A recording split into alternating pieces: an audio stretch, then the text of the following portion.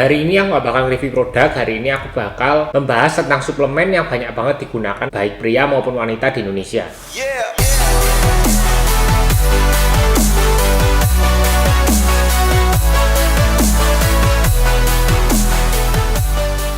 Nah, secara spesifik aku bakal bahas suplemen fat burner di sini. Fat burner atau kalau di Indonesia itu sebenarnya pembakar lemak, itu suplemen yang populer banget di Indonesia. Dan ternyata suplemen fat burner ini nggak cuma populer di Indonesia, tapi juga di seluruh dunia. Meskipun masih diperdebatkan apakah fat burner ini benar-benar efektif atau tidak dalam mengurangi jumlah lemak di dalam tubuh. Fat burner ini seringkali diklaim dapat membantu tubuh membakar lemak. Sekarang kita akan coba bahas apakah benar fat burner ini dapat membantu kita membakar lemak di dalam tubuh kita. Yang pertama kita perlu pahami adalah lemak adalah cadangan energi di dalam tubuh kita yang berfungsi ketika kita menjalani defisit kalori. Tubuh akan menggunakan lemak sebagai cadangan energi. Jadi tubuh bisa beraktivitas normal meskipun dalam posisi kekurangan energi. Jadi yang mau aku tekankan di sini adalah basically fat burner ini nggak bakal berguna kalau kamu masih tidak dalam kondisi kalori defisit. Yang aku tahu sebenarnya bahan-bahan di dalam fat burner ini biasanya memang bisa untuk meningkatkan metabolisme di dalam tubuh meskipun dalam jumlah yang tidak signifikan. Salah satu contohnya adalah kafein. Nanti kita akan coba bahas biasanya ingredients apa aja yang ada di dalam fat burner itu.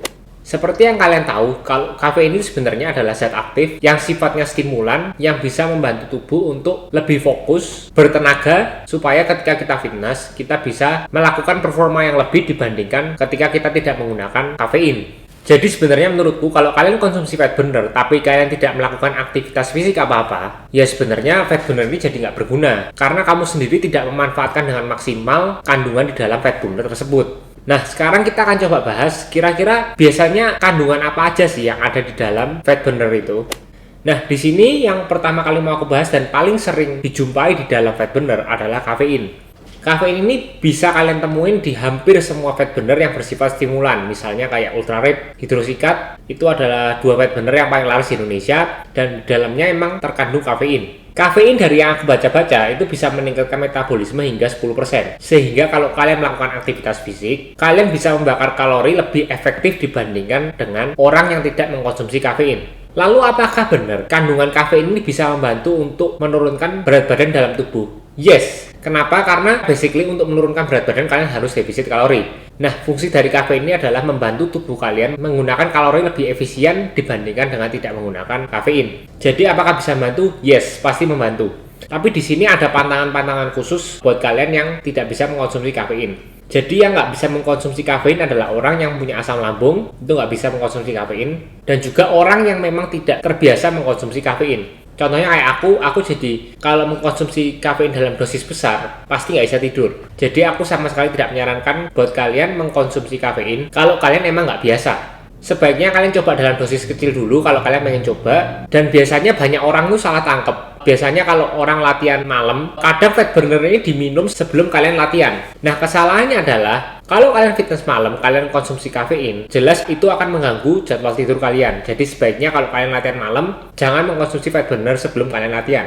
Dan yang aku tahu sendiri, fat burner itu sebenarnya kebanyakan aku baca itu dikonsumsi sebelum makan pagi dan sebelum makan siang. Kenapa? Karena salah satu kandungan dalam fat burner itu bisa menekan apetit kalian supaya kalian tidak makan secara berlebihan. Buat kalian yang nggak ngerti apetit itu, yang aku maksud di sini adalah nafsu makan. Jadi salah satu fungsi fat burner ini adalah menekan nafsu makan supaya kalian tidak makan berlebih ya.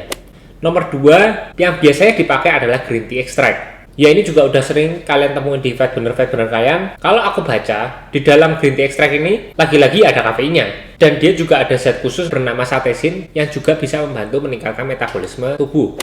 Ada side effect-nya nggak sih? Ya kafein, lagi-lagi susah bikin tidur buat kalian yang nggak kuat. Dan nomor 2, sifat buruk dari kafein adalah lama-lama dia akan menuntut dosis lebih tinggi jika kalian konsumsi secara rutin. Jadi hindari ya konsumsi secara rutin untuk minuman-minuman berkafein. Intinya kalori defisit adalah satu-satunya cara untuk menurunkan kadar lemak dalam tubuh kalian. Mau kalian pakai suplemen apapun dan menjalankan pola diet apapun, sebenarnya tujuannya adalah sama, yaitu mencapai defisit kalori.